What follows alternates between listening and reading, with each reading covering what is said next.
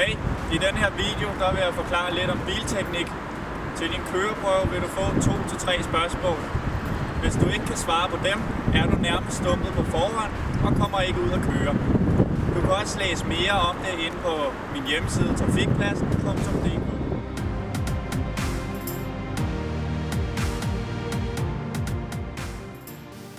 Styretøj. Styretøjet skal virke let, sikkert og hurtigt, og vi må ikke have noget retslør. Vi kan selv kontrollere retsløret ved at først sikre os, at den er i frigear, derefter tænde motoren, fordi denne bil har servostyring, og stige ud af bilen, rulle vinduet ned, luk døren, tag fat i rattet og lave små ratbevægelser, samtidig med at vi kontrollerer, at dækket følger rattets bevægelser. For at kontrollere, at vi ikke har retslør over til højre dæk, må vi bede prøvesagkyndige om at hjælpe os.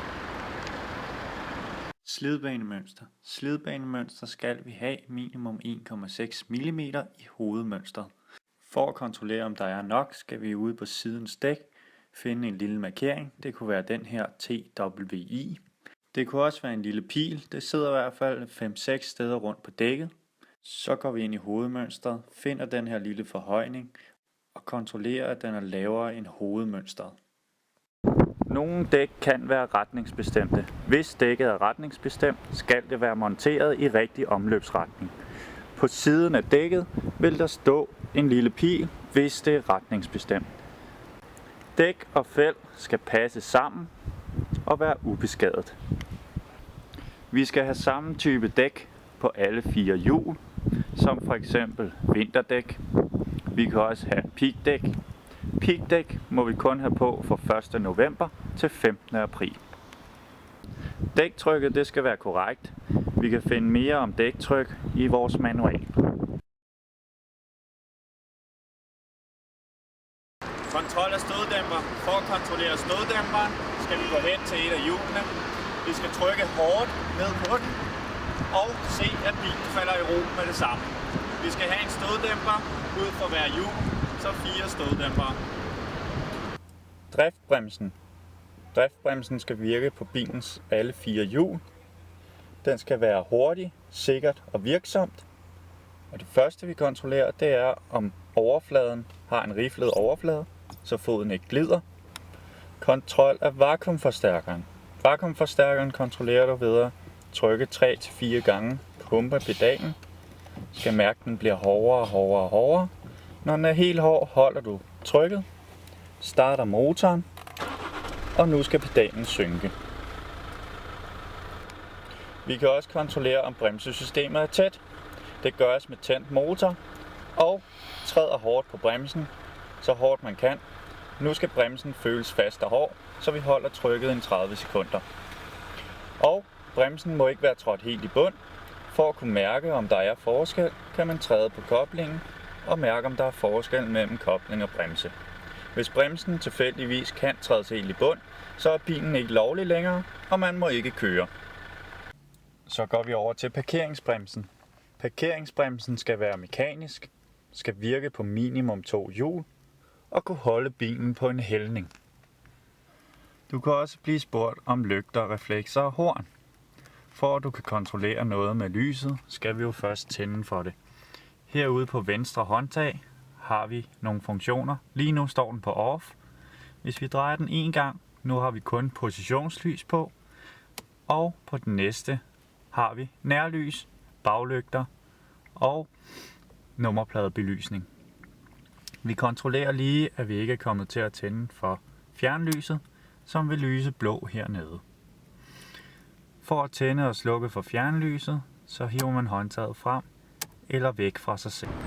Foran skal vi have 2 positionslys. De skal kunne ses på 300 meter. De skal være hvide eller gullige. De skal have samme styrke i hver lygtehus. Yderligere skal vi have 2 nærlys. De skal være hvide eller gullige. Oplyse vejen minimum 30 meter. De er højre asymmetriske og må ikke blinde. De skal have et fald på minimum 1%. For at kontrollere om nærlyset nu falder den ene procent det nu skal, går man hen foran lygten, finder på benet den øverste lysgrænse, træder 1 meter væk og ser, at den er faldet minimum 1 cm. Fjernlyset skal vi have 2. Det skal oplyse vejen minimum 100 meter, skal være hvidt eller gulligt.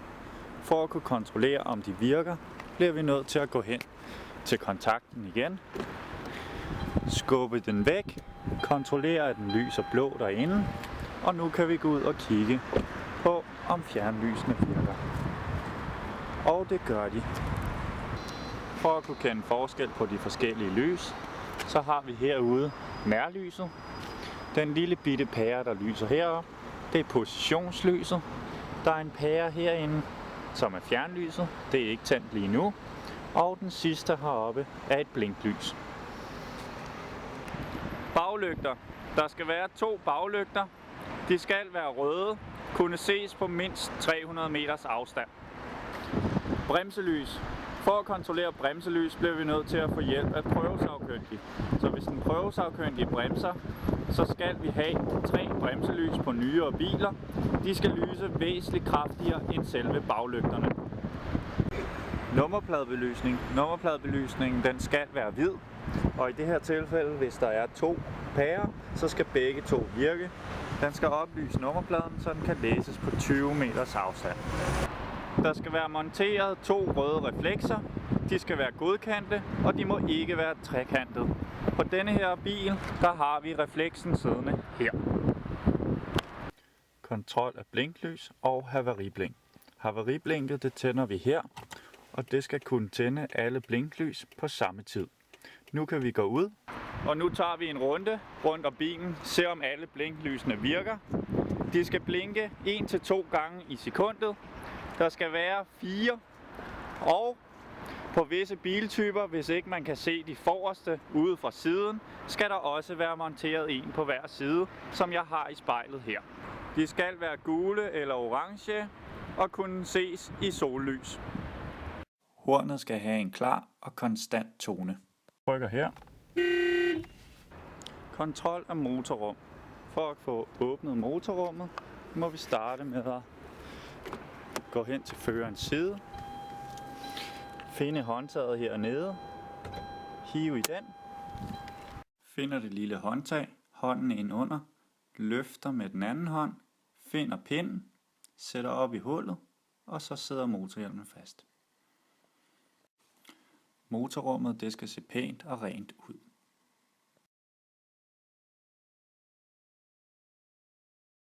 I motorrummet har vi 4 væsker. Den første væske, det er bremsevæske. Det er den, der sidder her. Ude på siden, der kan man aflæse, at væsken skal være mellem maksimum og minimum, som er hernede. Den næste væske, vi har, det er kølervæske. Kølervæske er den, der sidder heroppe foran.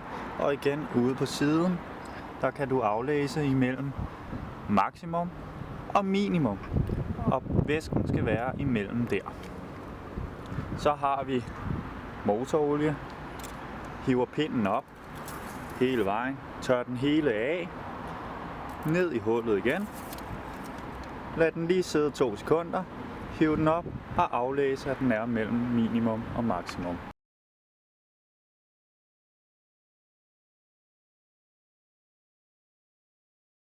Og så har vi herover sprinklervæske.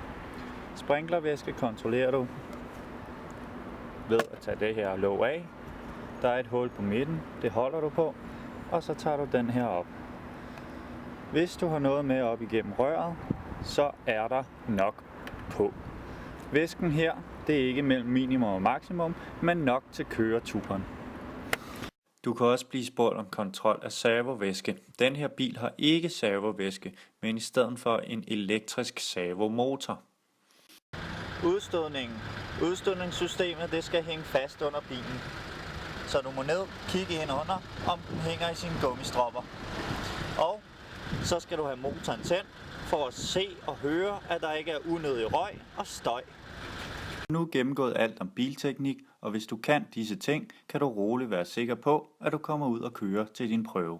Hvis ikke du har styr på det hele, så se filmen igen eller læs mere på Trafikpladsens hjemmeside. Her finder du også gode råd om, hvordan du bedst klarer dig igennem kørslen til prøven. Trafikpladsen.dk. Filmen blev lavet af Trafikpladsens Køreskole, Toftegårds Plads 6, 2500 Valby, Mads Bernsen.